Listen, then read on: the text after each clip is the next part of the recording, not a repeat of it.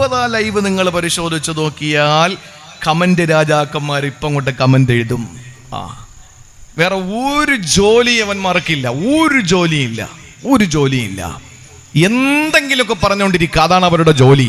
അതിനൊന്നും മറുപടി കൊടുത്തുകൊണ്ട് നമ്മുടെ സമയം കളയാനില്ല. ഞാൻ പറഞ്ഞത്, ഇതുപോലുള്ള മതവിജ്ഞാന സദസ്സുകളിൽ ഒരുപാട് വിശ്വാസികൾ കൂടി അതൊരു ഭംഗിയാക്കി, വളരെ സന്തോഷം, പലർക്കും സന്തോഷമായിരുന്നു. പക്ഷെ അതൊക്കെ മാറിയതിൻ്റെ പിന്നിൽ ഒരു വലിയ കാര്യമുണ്ട്.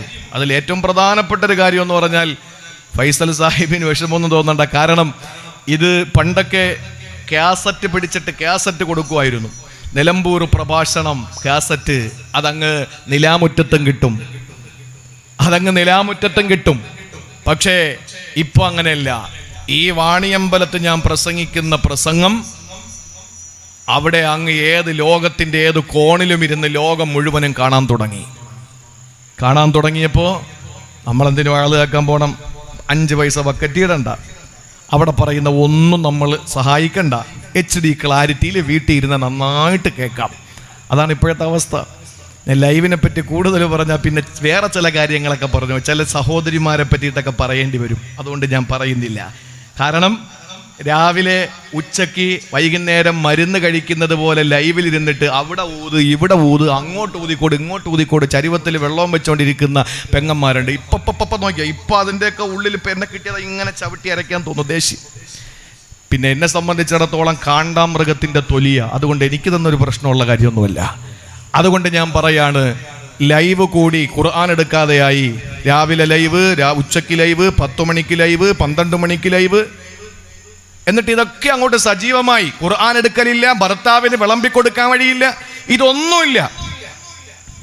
അല്ലാഹു റബ്ബുൽ ഇസ്സത്ത് കാത്തുരക്ഷിക്കട്ടെ. അതുകൊണ്ട് തന്നെയാണ് നിരീശ്വരവാദികൾ പെരുകിയത്. ഏതെങ്കിലുമൊക്കെ ബഹുസ്വര സമൂഹത്തിന്റെ മുമ്പിൽ പറയാൻ പാടില്ലാത്ത, എന്നാൽ അഹ്ലുൽ ഈമാന്റെ മുന്നിൽ മാത്രം പറഞ്ഞു കൊടുക്കേണ്ട കുറെ കാര്യങ്ങളുണ്ട്. ഉസ്താദെ, മക്കളില്ല, നിങ്ങൾ എന്തിനാ വിഷമിക്കുന്നത്? സക്കരിയ നബി അലൈഹിസ്സലാം ഓതിയ ദുആ നിങ്ങൾ ചൊല്ലിക്കോ. ജീവിതത്തിന്റെ അവസാന ഘട്ടത്തിൽ 80-90 വയസ്സ് കഴിഞ്ഞ സക്കരിയ നബിക്ക് ഭാര്യ യൂട്രസ് ഇല്ലാതെ, ഗർഭാശയമില്ലാതെ, ആഖിറ എന്ന് പറയുന്ന അവസ്ഥയിലേക്ക്, ഗർഭാശയത്തിന്റെ പ്രവർത്തനമില്ലാത്ത ആ ഭാര്യയ്ക്ക് അല്ലാഹു മോനെ കൊടുത്തത്, യഹ്യ എന്ന മോനെ കൊടുത്തത് സൂറത്തു മറിയം വളരെ സുസജ്ജമായി വിശദീകരിക്കുമ്പോ, ആ മറിയം സൂറത്തിലൂടെ എങ്ങനെയാണ് സക്കരിയ നബിക്ക് മോനെ കിട്ടിയത്? റബ്ബിലാ തദർനി ഫർദൻ വ അന്ത ഖൈറുൽ വാരിസീൻ എന്ന ദുആയിലൂടെയാണ്. പടച്ചവനെ, ഞാൻ നിന്നോട് ദുആരംഭിട്ട് ഇന്ന് വരെ ഞാൻ നിരാശപ്പെട്ടിട്ടില്ല എന്ന് സക്കരിയ നബി പറഞ്ഞപ്പോൾ അല്ലാഹു റബ്ബുൽ ഇസ്സത്ത് മോനെ കൊടുത്തു. യഹ്യ എന്ന മോനെ കൊടുക്കുക മാത്രമല്ല, യഹ്യ എന്ന പേരും കൂടെ ഇട്ട് കൊടുത്തു അല്ലാഹു. ഇത് വിശ്വാസികളുടെ മുന്നിലല്ലേ പറയാൻ പാടുള്ളൂ. മറ്റേ എക്സ് ശൈത്താന്മാര് കേട്ടാലോ എന്താ സംഭവിക്കുക? എക്സ് ഐറ്റുണ്ടല്ലോ, ഇവനൊക്കെ കേട്ടാൽ എന്താ സംഭവിക്കുക? എന്നാ പിന്നെ ഭാര്യയുടെ കൂടെ കിടക്കണ്ടല്ലോ, വീട്ടിൽ നിന്ന് ദിക്ർ ചൊല്ലിയാ പോരെ, മോനുണ്ടാവൂലേ എന്ന് ചോദിക്കും. ഇതെന്താ ഈ നിരീശ്വരവാദികൾ പെരുകാൻ കാരണം? അതുകൊണ്ട് ഞാൻ അടിവരയിട്ട് പറയുന്നു, എൻ്റെ പ്രിയപ്പെട്ട സഹോദരങ്ങളെ, വളരെ ഗൗരവത്തോടു കൂടി നാം നമ്മുടെ ഓരോ സദസ്സുകളും നോക്കിക്കാണണം. അല്ലാഹു തൗഫീഖ് തരട്ടെ. ഞാൻ വിശദീകരിക്കുന്നില്ല. ഞാൻ പറയുന്നു, എപ്പോഴാണ് ഇസ്തിഗ്ഫാർ ചൊല്ലേണ്ടത്? സന്തോഷം വരുമ്പോഴാണോ വിഷമം വരുമ്പോഴാണോ? കേട്ടോളി, എണ്ണി നിങ്ങൾ മനസ്സിലാക്കി, അല്ലാഹു മനസ്സിലാക്കാനുള്ള തൗഫീഖ് തരട്ടെ. ഏറ്റവും കൂടുതൽ ഇസ്തിഗ്ഫാർ നമ്മൾ ചൊല്ലേണ്ടത് സന്തോഷം വരുമ്പോഴാണ്, അല്ല ദുഃഖം വരുമ്പോഴല്ല. ഖുർആനാണ്. സന്തോഷം വരുമ്പോഴാണ് കൂടുതൽ ഇസ്തിഗ്ഫാർ ചൊല്ലേണ്ടത്. എന്തുകൊണ്ടെന്നറിയോ പ്രിയമുള്ള സഹോദരങ്ങളെ? മഹാനായ ഹസനുൽ ബസ്രി റളിയല്ലാഹു തആല, മഹാനായ വിശുദ്ധ ഖുർആനിന്റെ ആയത്തോതിയിട്ട് മഹാനായ പ്രവാചകൻ അഷ്റഫുൽ ഖൽഖ് സല്ലല്ലാഹു അലൈഹി വസല്ലമ തങ്ങൾ തന്റെ പ്രിയപ്പെട്ട സഹാബത്തിന് ഓതിക്കൊടുക്കുന്ന ഒരു അധ്യായത്തിന്റെ ഏതാനും ചില സന്ദേശങ്ങളിലൂടെ നമുക്ക് മനസ്സിലാക്കാൻ കഴിയും എവിടെയാണ്, എപ്പോഴാണ്, ഏത് സമയത്താണ്, ഏത് ഘട്ടത്തിലാണ് നമ്മൾ ഇസ്തിഗ്ഫാർ കൂടുതൽ ചൊല്ലേണ്ടതെന്ന്. ഏതാണ് എന്നറിയോ സഹോദരങ്ങളെ? സന്തോഷം വരുമ്പോഴാണ് ഇസ്തിഗ്ഫാർ കൂടുതൽ ചൊല്ലേണ്ടത്. എന്തുകൊണ്ടാണെന്നറിയോ? ആ സമയത്താണ് പ്രിയപ്പെട്ടവർ പ്രിയമുള്ളവരെ, നമ്മുടെ മനസ്സ് മാറിപ്പോകുന്നത്. ആ സമയത്താണ് നമ്മുടെ മനസ്സ് ചാഞ്ചാടി പോകുന്നത്. ആ സമയത്താണ് മോശപ്പെട്ട ചിന്തകൾ നമ്മുടെ മനസ്സിലേക്ക് വരുന്നത്. അള്ളാന്റെ ഹബീബിനോട് അല്ലാഹ് പറഞ്ഞതെന്തെന്നറിയോ? ഇദാ ജാഅ നസ്റുല്ലാഹി വൽ ഫത്ഹ് വറഅയ്ത الناس يدخلون في دين الله أفواجا فسبح بحمد ربك واستغفره إنه كان توابا. ഈ ആയത്ത് നിങ്ങളൊന്ന് ശ്രദ്ധിക്കണേ. അല്ലാഹു പറഞ്ഞതെന്തെന്നറിയോ? ഇദാ ജാഅ നസ്റുല്ലാഹി വൽ ഫത്ഹ്, നബിയേ, അല്ലാഹുവിന്റെ സഹായം നിങ്ങൾക്ക് വന്നു കഴിഞ്ഞാൽ, അല്ലാഹുവിന്റെ സഹായം നിങ്ങൾക്ക് വന്നെത്തി കഴിഞ്ഞാൽ, പ്രിയമുള്ള സഹോദരങ്ങളെ, ഇതെപ്പോഴാണ് പറയുന്നതെന്നറിയോ? ഒരാൾ പോലും ഇസ്ലാമിലേക്ക് കടന്നു വരാനില്ലാത്ത സമയത്ത് വരുന്ന ആളുകളെയൊക്കെ ശത്രുക്കളെല്ലാം മർദ്ദിക്കുന്ന സാഹചര്യത്തിൽ ഖബ്ബാബ് ബിൻ അൽ-അറത്ത് റളിയല്ലാഹു തആല അൻഹു പോലും ശരീരത്തിന്റെ ഭാഗം മുഴുവനും അല്ലാഹുവിന്റെ ദീനിൽ വിശ്വസിച്ചതിന്റെ പേരിൽ, ശത്രുക്കളായ കുടുംബക്കാരെ ആക്രമിച്ചതിന്റെ പേരിൽ ശരീരമാസകലം പൊള്ളി, ശരീരമാസകലം ഒരു പ്ലാസ്റ്റിക് കവർ തീ പിടിച്ചാൽ എങ്ങനെയാണോ ഉള്ളത്, ഒരു പോളിസ്റ്റർ തുണിയിൽ എങ്ങനാണോ അയൺ ബോക്സ് ഇടുമ്പോൾ ഉരുകി പിടിക്കുന്നത്, അതുപോലെ ശരീരത്തിന്റെ ഞരമ്പും ശരീരത്തിന്റെ തൊലിയും ശരീരത്തിന്റെ മാംസവുമല്ല ഉരുകിപ്പിടിച്ച് ശരീരത്തിന്റെ മുതുകുഭാഗത്ത് ഇങ്ങനെ കോലം കെട്ടിരിക്കുന്ന അവസ്ഥയിൽ ഖബ്ബാബ് ബിൻ അൽ-അറത്ത് റളിയല്ലാഹു തആല അൻഹു പീഡിപ്പിക്കപ്പെട്ടപ്പോൾ കഅബാലയത്തിന്റെ തണലിൽ റസൂലുള്ളാഹി കിടക്കുകയാണ്, വിശ്രമിക്കുകയാ. കരിമ്പടം പുറച്ച കറുത്ത സുന്ദരിയായ കഅബാലയത്തിന്റെ കരിങ്കൽ ഭിത്തിയുടെ തൊട്ടുതാഴെ ഹബീബായ നബി തങ്ങൾ വിശ്രമിക്കുമ്പോൾ അവിടേക്ക് കടന്നു വന്ന ഖബ്ബാബ് ബിൻ അൽ-അറത്ത് റളിയല്ലാഹു തആല അൻഹു, നബിയേ, അലാ തസ്തൻസിറു ലനാ അലാ തദ്ഉല്ലാഹ ലനാ, ഞങ്ങൾക്ക് വേണ്ടി ദുആരക്കുന്നില്ലേ ഹബീബേ, ഞങ്ങൾക്ക് വേണ്ടി പടച്ചവനോട് സഹായം അഭ്യർത്ഥിക്കുന്നില്ലേ എന്ന് ചോദിച്ചപ്പോൾ അല്ലാഹുവിന്റെ റസൂല് പറഞ്ഞ വാക്കെന്തെന്നറിയോ? ഖബ്ബാബ് ബിൻ അൽ-അറത്ത്, അല്ലാഹുവിന്റെ സഹായം വരും മോനെ, പക്ഷെ നിങ്ങൾ ധൃതി വെക്കരുതേ, നിങ്ങൾ ധൃതി വെക്കരുത്. അന്ന് ആ കാലഘട്ടത്തിൽ സഹാബത്ത് പീഡിപ്പിക്കപ്പെട്ടല്ലോ. സഹാബാക്കൾ അനുഭവിച്ച ത്യാഗങ്ങളെ പറ്റി പറഞ്ഞാൽ എന്റെ വിഷയം പൂർത്തീകരിക്കാൻ പറ്റാതെ വരും. ആ നിലയിൽ പ്രിയപ്പെട്ട സഹാബത്ത് പീഡിപ്പിക്കപ്പെട്ടപ്പോൾ അള്ളാന്റെ സഹായം എവിടെയെന്ന് ചോദിച്ച് പ്രിയപ്പെട്ട സഹാബാക്കൾ നബി സല്ലല്ലാഹു അലൈഹി വസല്ലമയുടെ മുന്നിലേക്ക് വന്നപ്പോൾ അള്ളാഹുവിന്റെ ഖുർആൻ പറയുന്നു, നബിയേ, ആ ഒരു അവസ്ഥയിൽ നിന്ന് നിങ്ങൾക്ക് അള്ളാന്റെ സഹായം വന്നപ്പോൾ ഇദാ ജാഅ നസ്റുല്ലാഹ്, പടച്ചവന്റെ സഹായം നിങ്ങൾക്ക് വന്നപ്പോൾ പിന്നെ പറഞ്ഞത് എന്താണ്? വൽ ഫത്ഹു, മക്കാ വിജയം വന്നപ്പോൾ പിറന്ന നാട്ടിൽ നിന്ന് ആട്ടി ഓടിക്കപ്പെട്ട ഹബീബായ നബി മുഹമ്മദ് മുസ്തഫ പലായനം ചെയ്യപ്പെടേണ്ടി വന്നില്ലേ? അവസാനം കുഞ്ഞുങ്ങളെ കണ്ടാൽ കുഞ്ഞുങ്ങളുടെ മുമ്പിൽ നിന്ന് വീട്ടിൽ നിന്ന് ഇറങ്ങിപ്പോകുന്ന കുടുംബനാഥനെ പോലെ കണ്ണ് മറയുന്നത് വരെ കഅബാലയത്തെ നോക്കി നോക്കി നോക്കി ഹിജറ പോയ ഹബീബ് അവസാനം ചോദിച്ചല്ലോ അന്നത്തെ താക്കോല് സൂക്ഷിപ്പുകാരനായ ഉസ്മാൻ ബിൻ മൽഊൻ, ഉസ്മാൻ എന്ന് പറയുന്ന ആളിനോട്, ഉസ്മാൻ എന്ന് പറയുന്ന ആളിന്, ഉസ്മാൻ ശൈബി എന്ന ആളിനോട് അല്ലാഹുവിന്റെ റസൂൽ ചോദിച്ചു, ഉസ്മാനെ, കഅബാലയത്തിന്റെ താക്കോലൊന്ന് തരുവോ? ഞാൻ 2 റക്അത്ത് നിസ്കരിച്ചിട്ട് പൊക്കോളാ. ഇനി ഈ മണ്ണിൽ ഞാൻ ഇനി മണ്ണിൽ ഞാൻ നിൽക്കൂല, ഒരു രാത്രി പോലും ഞാൻ ഈ മണ്ണിൽ നിൽക്കൂല, നിങ്ങൾക്കൊരു ശല്യവും ഞാൻ എന്റെ ഭാഗത്ത് നിന്ന് ഉണ്ടാവൂല, അതുകൊണ്ട് ഞാനൊന്ന് നിസ്കരിച്ചോട്ടെ 2 റക്അത്ത് എന്ന് ചോദിച്ചപ്പോൾ, ഇല്ല മുഹമ്മദേ, നിനക്ക് താക്കോല് തരില്ല, കഅബാലയം നിനക്ക് തുറന്നു തരില്ലെന്ന് പറഞ്ഞപ്പോ അള്ളാന്റെ ഹബീബ് സല്ലല്ലാഹു അലൈഹി വസല്ലം പൊട്ടിക്കരഞ്ഞുകൊണ്ട് കഅബാലയത്തോട് വിട പറഞ്ഞുകൊണ്ട് മദീനയിലേക്ക് യാത്രയായല്ലോ. അള്ളാന്റെ ഹബീബിനോട് അല്ലാഹ് പറയുകയാണ്, വൽ ഫത്ഹു, നബിയേ, മക്കാ വിജയം നിങ്ങൾക്ക് വന്നു കഴിഞ്ഞാൽ, ആ അവസ്ഥയും മാറി നിങ്ങൾക്ക് മക്കാ വിജയം വന്നു, ഒരു നിമിഷം ഒന്ന് ഉത്തരവിട്ടാൽ ധീരന്മാരായ വില്ലന്മാരായ വില്ലാളി വീരന്മാരായ വിജിഗീഷുകളായ സഹാബാക്കള് അവിടെ ഒരുമിച്ച് കൂടിയ സത്യനിഷേധികളെ മുഴുവനും കൂട്ടക്കശാപ്പ് നടത്താൻ തന്റെ ഇടമുള്ള അതിനുള്ള സർവ്വസന്നാഹങ്ങളോടെ മക്കം ഫതഹിന്റെ ദിവസത്തിൽ വന്നപ്പോൾ ഇന്നാരോടും പ്രതികാരമില്ല, ഇന്നാരോടും വൈരാഗ്യമില്ല, ഇന്നാരോടും വൈമനസ്യമില്ല, വൈക്ലഭ്യമില്ല, വൈഷമ്യമില്ല, ആരോടും പകയില്ല, ദേഷ്യമില്ല, കോപമില്ല, ക്രോധമില്ല, ദേഷ്യമില്ല എന്ന് പറഞ്ഞിട്ട് പൊതുമാപ്പ് പ്രഖ്യാപിച്ച ഹബീബുണ്ടല്ലോ. അള്ളാന്റെ ഹബീബിനോട് അല്ല പറയുകയാണ് വൽ ഫത്ഹ്, ആ മക്ക വിജയം നിങ്ങൾക്ക് വന്നു കഴിഞ്ഞാൽ പിന്നെ എന്താണ് അല്ല പറഞ്ഞത്? വറഅയ്തന്നാസ യദ്ഖുലൂന ഫീ ദീനില്ലാഹി അഫ്വാജാ, സംഘമായി ആളുകൾ ഇസ്ലാമിലേക്ക് ഒഴുകിക്കൊണ്ടിരുന്നാൽ ഇതെപ്പോഴാണ് പറഞ്ഞതെന്നറിയോ? അള്ളാന്റെ റസൂൽ അങ്ങാടിയിൽ ചെന്ന് ദഅവത്ത് നടത്തുമ്പോ, പോടോ നിന്റെ ജോലി നോക്കിയിട്ട്, നീയാണോ അള്ളാന്റെ ദൂതന്? നിന്നെ മാത്രമേ കിട്ടിയുള്ളൂ അള്ളാഹുവിന് പ്രവാചകനായി എന്ന് ചോദിച്ചധികാരികള് അള്ളാന്റെ റസൂലിന്റെ മുഖത്ത് നോക്കിയിട്ട് ഇന്നക ലമജ്നൂൻ, നീ ഭ്രാന്തനാണ് മുഹമ്മദേ എന്ന് പറഞ്ഞ ആളുകള് അള്ളാന്റെ റസൂലിന്റെ ദഅവത്തും റിസാലത്തും നുബുവത്തും അംഗീകരിക്കാത്ത ഒരു സമൂഹം, ആ സമൂഹത്തിൽ നിന്ന് അള്ളാന്റെ ഖുർആൻ നബി തങ്ങളോട് പറയുന്നു വറഅയ്തന്നാസ യദ്ഖുലൂന ഫീ ദീനില്ലാഹി അഫ്വാജാ, സംഘമായി ഇസ്ലാമിലേക്ക് ആളുകൾ ഒഴുകിക്കൊണ്ടിരിക്കുമ്പോ സഹോദരങ്ങളെ ചിന്തിച്ചു നോക്ക്. വിശുദ്ധ ഖുർആനിന്റെ ആയത്തുകൾ മറന്നു പോകരുത്. അള്ളാഹുവിന്റെ സഹായം എവിടെയെന്ന് ചോദിച്ച പ്രിയപ്പെട്ട സഖാക്കളുടെ മുന്നിൽ, സഹാബത്തിന്റെ മുന്നിൽ അള്ളാന്റെ സഹായം വന്നു നബിയേ, വന്നു കഴിഞ്ഞാലെന്നല്ല പറഞ്ഞപ്പോ മക്കയിൽ നിസ്കരിക്കാനും മക്കയിൽ ഇബാദത്ത് എടുക്കാനും മക്കയിൽ കഴിയാനും അവസരം കൊടുക്കാത്ത സത്യനിഷേധികൾ അവരുടെ മുന്നിലേക്ക് മക്ക വിജയമെന്ന അത്ഭുതകരമായ വിജയത്തിന്റെ വെന്നിക്കൊടി പാറിപ്പിച്ചുകൊണ്ട് റസൂലുള്ള കടന്നു വന്നപ്പോൾ ആ വിജയത്തെ മുൻനിർത്തിയിട്ടല്ല പറയുകയാ, ആളുകളെ ചെവിയിൽ വിരലുകൾ കുത്തിക്കയറ്റിയിട്ട് ഞങ്ങൾക്ക് ഇത് കേൾക്കണ്ടെന്ന് പറഞ്ഞു പോയ ആളുകളുടെ മുമ്പില് അവർ ഓരോരുത്തർ ഇസ്ലാമിലേക്ക് കടന്നു വരാൻ തുടങ്ങിയപ്പോൾ അല്ല നബി തങ്ങളോട് പറഞ്ഞതെന്തെന്നറിയോ? നേരത്തെ പറഞ്ഞ ഏതെങ്കിലും ഒരു ഘട്ടത്തിൽ പറയാത്തൊരു കാര്യം അല്ല ഇപ്പോഴും പറഞ്ഞിരിക്കുകയാ. എന്താ അല്ല പറഞ്ഞത്? ഫസബ്ബിഹ് ബിഹംദി റബ്ബിക വസ്തഗ്ഫിർഹു, നബിയേ അങ്ങ് ഇസ്തിഗ്ഫാർ ചൊല്ലിക്കോ റസൂലേ. ഇന്ന് നിങ്ങൾക്ക് മക്കാ വിജയം വന്നു, ഇന്ന് നിങ്ങളുടെ ദീനിലേക്ക് ആളുകൾ ഒഴുകിക്കൊണ്ടിരിക്കുകയാ, ഇന്ന് നിങ്ങളുടെ പരിശുദ്ധമായ ദീനിനെ ആരും ഞോണ്ടാനും തൊടാനും ആക്രമിക്കാനും വരുന്നില്ല.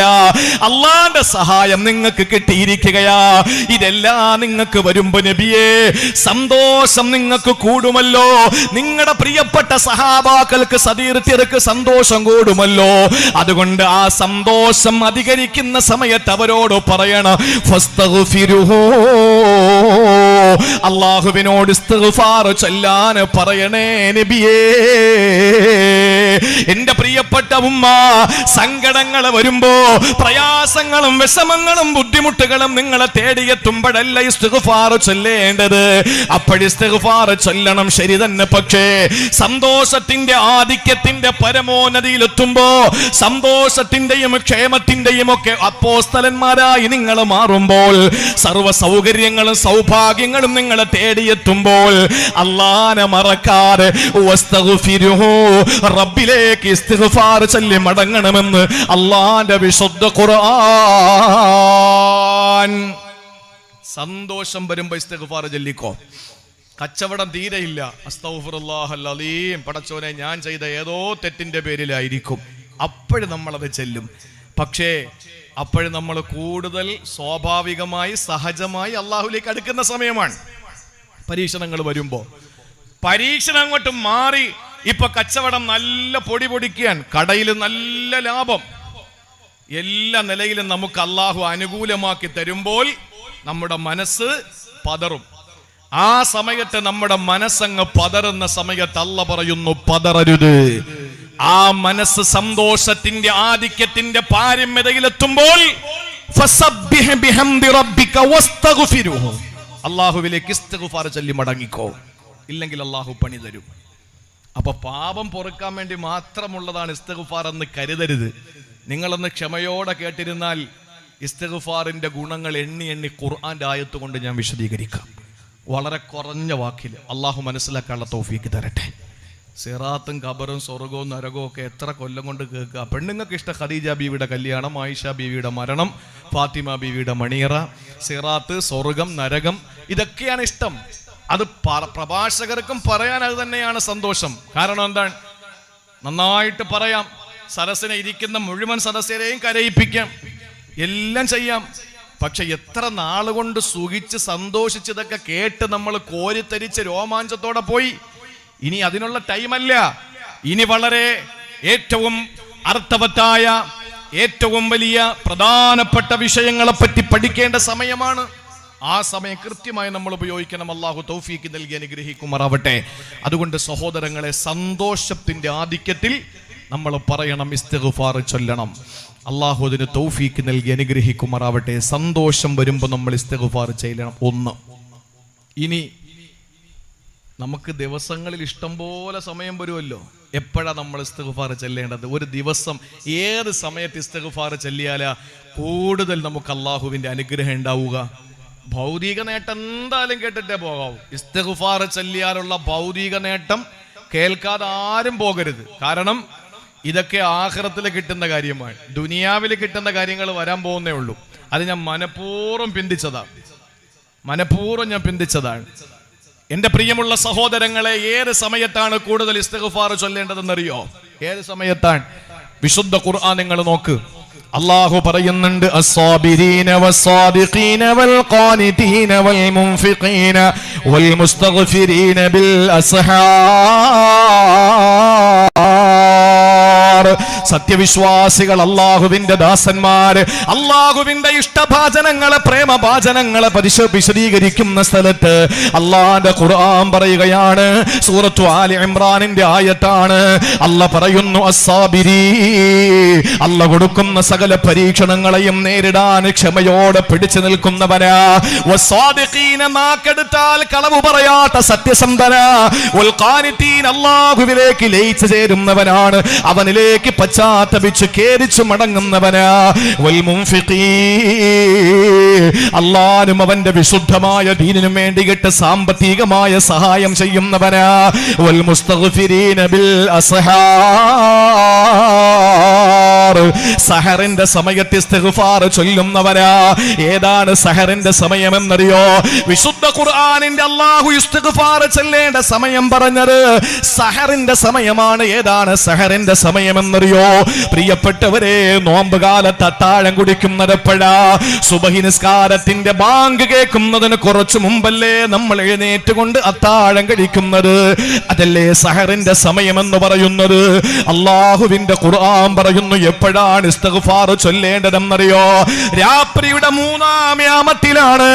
നേരത്തെ കിടന്നുറങ്ങിയിട്ട് നേരത്തെ എഴുന്നേക്കണേ.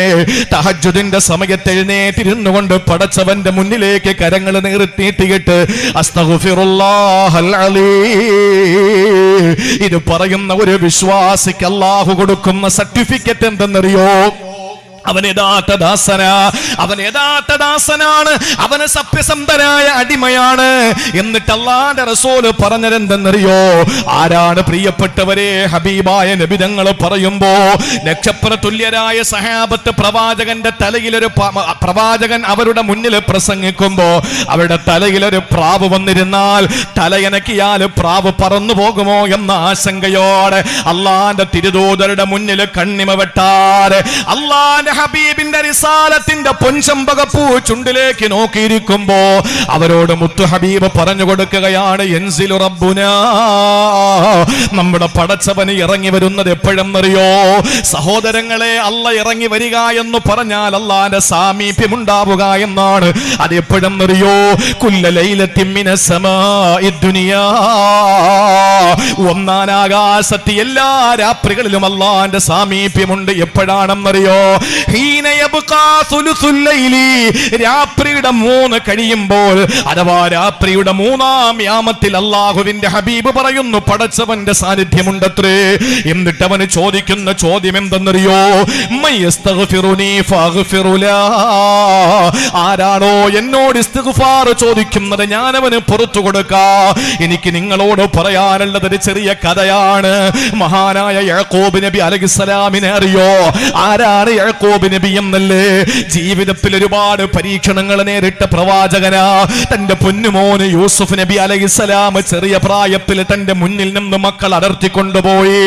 അള്ളാഹുവിന്റെ പ്രവാചകൻ യാക്കൂബ് നബി അലൈഹിസ്സലാമിനെ കൺമുമ്പിൽ നിന്ന് യൂസുഫ് എന്ന പൊന്നുമോന് സ്നേഹനിധിയായ സൗന്ദര്യത്തിന്റെ നിറകുടമായ ആ പൊന്നുമോനെ പിടിച്ചുകൊണ്ടുപോയിട്ട് പൊട്ടക്കിണറ്റിലേക്ക് നിഷ്കരണം വലിച്ചെറിയുകയാ.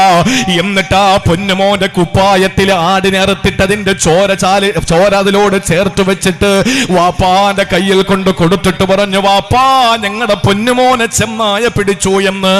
ആ വാപ്പ പറഞ്ഞത് എന്താണ്? ഫസബുറുൻ ജമീൽ, ഞാൻ ക്ഷമിക്കുകയാണ് മക്കളെ, ക്ഷമിക്കുകയാ.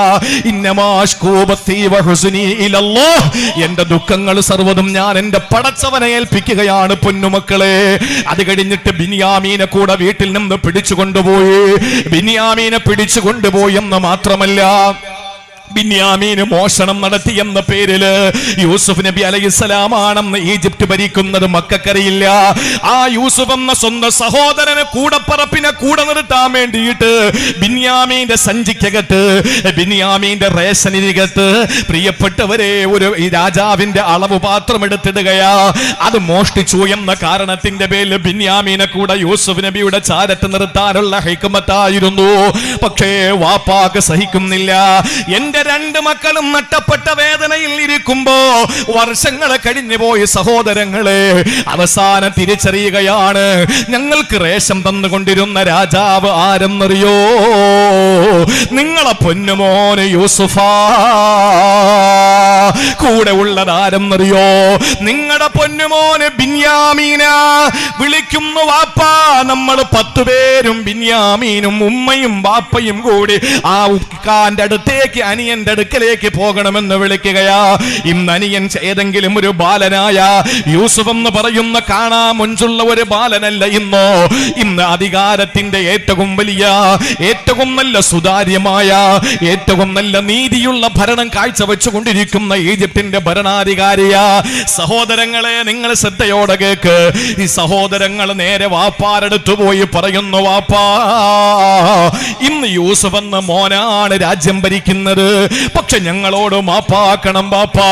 ഞങ്ങള് കള്ളച്ചതിയിലൂടെയാണ് നിങ്ങളുടെ മോനെ നിങ്ങളുടെ മുന്നിൽ നിന്ന് കൊണ്ടുപോയത്. ഞങ്ങള് പൊട്ടക്കിണറ്റിലേക്ക് വലിച്ചെറിഞ്ഞു വാപ്പാ. ഞങ്ങൾക്ക് വേണ്ടി പൊറുക്കലിനെ തേടണേ പടച്ചവനോട്, ഞങ്ങൾക്ക് ദുആ ചെയ്യണേ വാപ്പാ. ഇത് പറഞ്ഞപ്പോഴാണ് ആ പ്രിയപ്പെട്ട പൊന്നുമോന് അധികാരത്തിന്റെ ഏറ്റവും വലിയ ഉത്തുംഗതയിലെത്തിയെന്ന് ബോധ്യം വന്നപ്പോ, ഇനി ഞങ്ങൾ ചെയ്ത തെറ്റെന്തിന് മറച്ചു വെക്കണം? എന്തായാലും ആ സഹോദരനെ അറിയുമല്ലോ, അതിന് വാപ്പയോട് പറഞ്ഞു കൊടുക്കുമല്ലോ.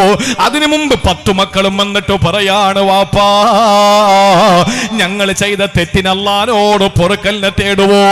ഞങ്ങൾക്ക് വേണ്ടി ഒന്ന് ദുആരക്കുമോ? ആ സമയത്ത് യാക്കൂബ് നബിയുടെ മറുപടി എന്തെന്നറിയോ? അതാണ് എന്റെ പ്രിയപ്പെട്ടവരെ നമ്മൾ മനസ്സിലാക്കേണ്ടത്. ഈ സൂറത്ത് യൂസുഫിന്റെ 98-ാമത്തെ ആയത്തിൽ അല്ലാഹു പറയുകയാ, യാക്കൂബ് നബി 10 മക്കളോടും അന്ന് പറഞ്ഞ വാക്കെന്തെന്നറിയോ? ഖാല സൗഫ അസ്തഗ്ഫിറു ലക്കും റബ്ബി ഇന്നഹു ഹുവൽ ഗഫൂറുർ റഹീം. മക്കൾ ചെന്ന് വാപ്പയോട് ചെയ്ത തെറ്റേറ്റു പറഞ്ഞിട്ട് പൊറുക്കാൻ വേണ്ടി പറഞ്ഞപ്പോ, അള്ളാഹുവോട് പൊറുക്കലിനെ തേടാൻ വേണ്ടി ആവശ്യപ്പെട്ടപ്പോൾ വാപ്പ മക്കളോട് പറഞ്ഞു, മക്കളെ സൗഫ അസ്തഗ്ഫിറു ലക്കും റബ്ബി, ഞാൻ പിന്നീട് നിങ്ങൾക്ക് വേണ്ടി ഇസ്തിഗ്ഫാർ ചെയ്തോളാം, ഞാൻ പിന്നീട് ഇസ്തിഗ്ഫാർ ചൊല്ലിക്കൊള്ളാം. ഈ പിന്നീട് എപ്പോഴാണ്? ഞാൻ ഇപ്പൊ നിങ്ങൾക്ക് വേണ്ടി പൊറുക്കലിനെ ചോദിക്കൂല. സുബ്ഹാനല്ലാഹ്. യാക്കൂബ് നബി അലൈഹിസ്സലാമിന്റെ പ്രിയപ്പെട്ട മക്കൾക്ക് പുറത്തു കൊടുക്കാൻ മാത്രം വിശാല ഹൃദയനായിരുന്ന യാക്കൂബ് എന്ന് പറയുന്ന പ്രിയപ്പെട്ട പ്രവാചകൻ തന്റെ പൊന്നുമക്കളോട് പറഞ്ഞു, സൗഫ അസ്തഗ്ഫിറു ലക്കും റബ്ബി, ഞാൻ നിങ്ങൾക്ക് വേണ്ടി എന്റെ റബ്ബിനോട് പിന്നെ ഞാൻ ഇസ്തിഗ്ഫാർ ചൊല്ലിക്കൊള്ളാം. മഹാന്മാരായ മുഫസ്സിരീങ്ങൾ പറയുന്നു, ഇബ്നു കസീർ റഹിമഹുല്ല അടക്കമുള്ള തഫ്സീറിന്റെ ഗ്രന്ഥങ്ങളിൽ കാണാം, അന്നഹു അഖറൽ ഇസ്തിഗ്ഫാർ ഇലാ വഖ്തി സഹരി.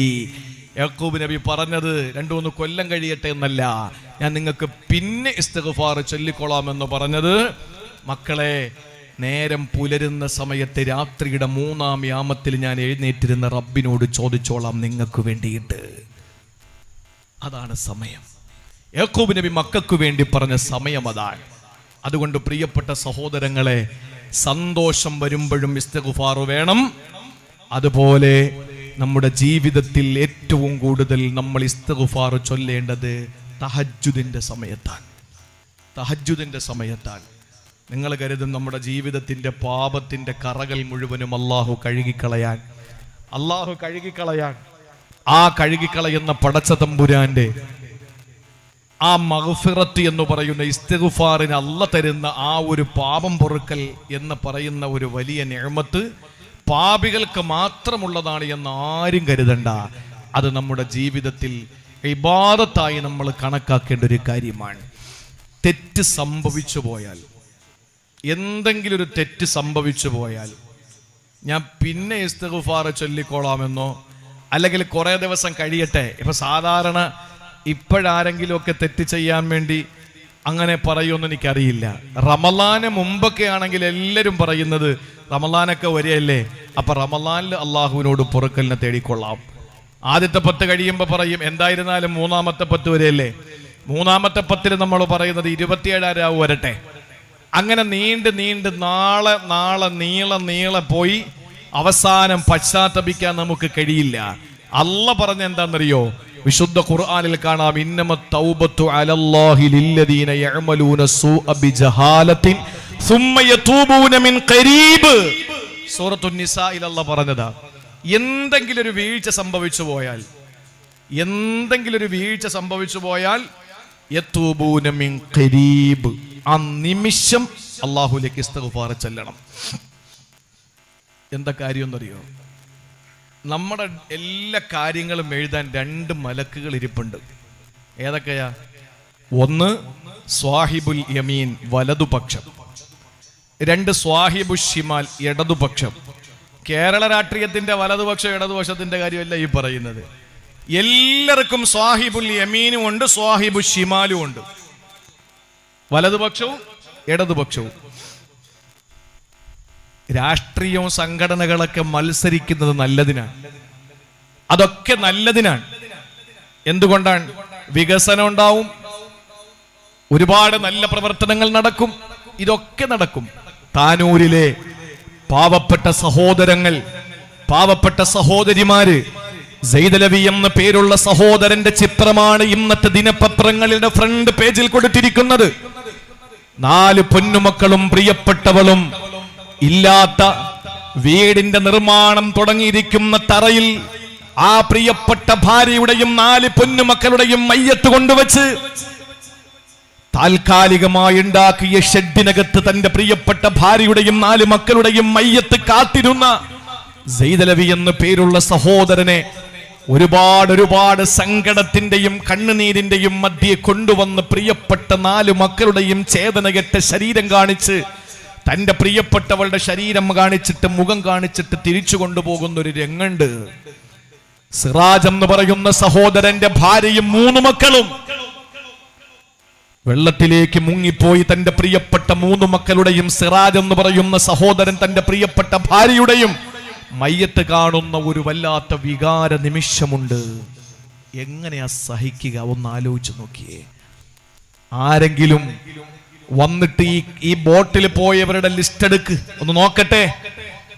അവർ ഏതെങ്കിലും മതവിഭാഗത്തിൽപ്പെട്ടവരാണോ എന്ന് ചിന്തിച്ചുകൊണ്ട് നിന്നോ? ഇല്ല, അവര് ചാടിയിറങ്ങി. അവർക്ക് കഴിയുന്ന നിലയിൽ അവരെല്ലാവരും പരിശ്രമിച്ചുകൊണ്ട് രക്ഷപ്പെടുത്താൻ പരമാവധി ശ്രമിച്ചു. പക്ഷേ അള്ളാഹുവിന്റെ വിളി വന്നാ പോകണമല്ലോ. അത് വെള്ളത്തിലാണെങ്കിലും വായുവിലാണെങ്കിലും അത് മണ്ണിലാണെങ്കിലും വിണ്ണിലാണെങ്കിലും അള്ളാന്റെ വിളി വന്നാ പോയേ മതിയാവുള്ളൂ. അങ്ങനെ താനൂർ എന്ന് പറയുന്ന പ്രദേശം ഇന്ത്യയുടെ പ്രധാനമന്ത്രി പോലും അപലപിച്ചുകൊണ്ട് അനുശോചനം രേഖപ്പെടുത്തിക്കൊണ്ട് കേരളത്തിന്റെ ചീഫ് മിനിസ്റ്ററും ഓപ്പോസിഷൻ ലീഡറും ഒക്കെ താനൂരിലേക്ക് കടന്നു വന്ന് പാണക്കാട് സയ്യിദ് സാദിഖ് അലി ശിഹാബ് തങ്ങളടക്കമുള്ള കേരളത്തിന്റെ വിവിധ രാഷ്ട്രീയ നേതാക്കന്മാരെ മുഴുവനും ഓടിയെത്തി ആ പാവപ്പെട്ട മരണപ്പെട്ടു പോയ സഹോദരങ്ങളുടെ കുഞ്ഞുമക്കളുടെ സഹോദരിമാരുടെ കുടുംബാദികളെ പേരിന് നീതിക്ക് വേണ്ടി ഒരു ചെറിയ ആശ്വാസ വാക്ക് പറയാൻ വന്നു. എന്തു പറഞ്ഞ് ആശ്വസിപ്പിക്കാനാ? ആ ആശ്വാസത്തിന്റെ വാക്ക് പറഞ്ഞുകൊണ്ടിരിക്കുമ്പോഴാണ് തിരുവനന്തപുരം ജില്ലയിലെ നേമം എന്ന് പറയുന്ന പ്രദേശത്ത് നിഖിൽ എന്ന് പേരുള്ള ഒരു മനുഷ്യന്റെ കോലവും മൃഗത്തിന്റെ സ്വഭാവവുമുള്ള ഒരാൾ, അയാൾ പറഞ്ഞു, മലപ്പുറത്തല്ലേ? ഭയങ്കര സന്തോഷമാണ് അയാൾക്ക്. മലപ്പുറത്തല്ലേ? ഭയങ്കര സന്തോഷമാണ്. ഏത് മലപ്പുറമാണല്ലോ ഇത്? കരിപ്പൂര് വിമാനത്താവളത്തില്, ഇന്റർനാഷണൽ വിമാനത്താവളത്തിൽ വിമാന ദുരന്തമുണ്ടായപ്പോൾ ഓടിയെത്തിയത് മലപ്പുറത്തിന്റെ മക്കളായിരുന്നു. ആ മക്കൾ വന്നിട്ട് അവിടത്തെ ചാർട്ട് നോക്കിയില്ല. വിമാനത്തിൽ സഞ്ചരിച്ചിരുന്നത് ആരാണ്? മുസ്ലിങ്ങളായിരുന്നു, അവരെ മാത്രമേ എടുക്കുള്ളൂ എന്ന് മലപ്പുറത്തിന്റെ മക്കൾ ഒരിക്കലും പറഞ്ഞിരുന്നില്ല. പറയാൻ അവർക്ക് കഴിയില്ല. കാരണം അവർ വിവരമുള്ളവരാണ്, മനുഷ്യരാണ്. വിവരം കെട്ടവന്മാർക്ക് എന്തും പറയാം. ഒരൽപ്പമെങ്കിലും ആത്മാർത്ഥതയുണ്ടെങ്കിൽ കേരള രാഷ്ട്രീയത്തിന്റെ ചരിത്രത്തിൽ ഇത്രയും വികാര നിർഭരമായ രംഗങ്ങൾക്ക് സാക്ഷ്യം വഹിക്കേണ്ടി വന്ന കേരളത്തിന്റെ അനുശേദ്യനായ CM chief minister Pinarayi Vijayan ആ ചെറുപ്പക്കാരനെതിരെ കേസെടുക്കേണ്ടതാണ്. കാരണം ഇങ്ങനെ ദുരന്തങ്ങളിലും അപകടങ്ങളിലും പെടുന്ന ആളുകളുടെ മതവും ജാതിയും സംഘടനയും രാഷ്ട്രീയവും നോക്കുന്നത് വലിയ അപകടങ്ങളിലേക്ക് പോകും, വലിയ അപകടങ്ങളിലേക്ക് പോകും. ഞാൻ പറഞ്ഞു വന്നത്, വളരെ മോശമായ നിലയിലുള്ള പദപ്രയോഗങ്ങൾ നടത്തി. മലപ്പുറത്തല്ലേ ഒരു ഹിന്ദുവെന്നോ ക്രിസ്ത്യാനിയെന്നോ മുസ്ലിമെന്നോ ആരെങ്കിലും ചിന്തിക്കുമോ? 10 മാസം പ്രായമുള്ള കുഞ്ഞ് വെള്ളത്തിൽ വീണ് ചെളിയിൽ മുങ്ങിപ്പോയി. ആ കുട്ടിയെ പൊക്കിയെടുത്ത്, ഒരു കുട്ടി ജീവിതത്തിൽ ഒരുപാട് ആഗ്രഹിച്ചിരുന്ന അവസാനം കിട്ടിയ ഒരു പൊന്നുമോള്, ആ പൊന്നുമോളെ രക്ഷപ്പെടുത്താൻ കഴിഞ്ഞില്ല. വാപ്പ വെള്ളത്തിൽ വീഴുമ്പോഴും വാപ്പ നോക്കുന്നത് തന്റെ പൊന്നുമോളെ രക്ഷപ്പെടുത്തിയിട്ട് ഞാൻ മരിച്ചാലും കുഴപ്പമില്ലെന്നുള്ള ചിന്തയാ. പക്ഷേ പലരെയും രക്ഷപ്പെടുത്തിയിട്ടും ആ പ്രിയപ്പെട്ട സഹോദരൻ നോക്കുമ്പോ തന്റെ പൊന്നുമോക്ക് പകരം ആ പൊന്നുമോളുടെ ജാക്കറ്റ് ഇങ്ങനെ ഒഴുകി നടക്കുകയാ. ആ നിമിഷം ഒന്ന് ആലോചിച്ച് നോക്കൂ. എങ്ങനെയെങ്കിലും രക്ഷപ്പെടുത്താൻ അവന്റെ അവസാന ശ്രമങ്ങൾ വരെ നടത്തുമ്പോഴും എൻ്റെ പ്രിയമുള്ള സഹോദരങ്ങളെ, കഴിയാതെ പോയ കേരളത്തിലെ ഏറ്റവും വലിയ ദുഃഖത്തിന്റെ, ഏറ്റവും വലിയ കണ്ണുനീർ കടലായി മാറിയ താനൂരിലെ ഈ സമയം, അള്ളാഹു അവിടെ രക്തസാക്ഷികളായ, അവിടെ മരണപ്പെട്ടു പോയ നമ്മുടെ പ്രിയപ്പെട്ട സഹോദരങ്ങൾക്ക് അള്ളാഹു ഷഹീദിന്റെ കൂലി കൊടുക്കുമാറാവട്ടെ. അള്ളാഹു ഇനി ശേഷിക്കുന്ന എല്ലാവർക്കും നല്ല ആഫിയത്തുള്ള ദീർഘായുസ് കൊടുക്കട്ടെ. കുടുംബത്തിന് അള്ളാഹു സമാധാനം കൊടുക്കട്ടെ, ക്ഷമ കൊടുക്കട്ടെ.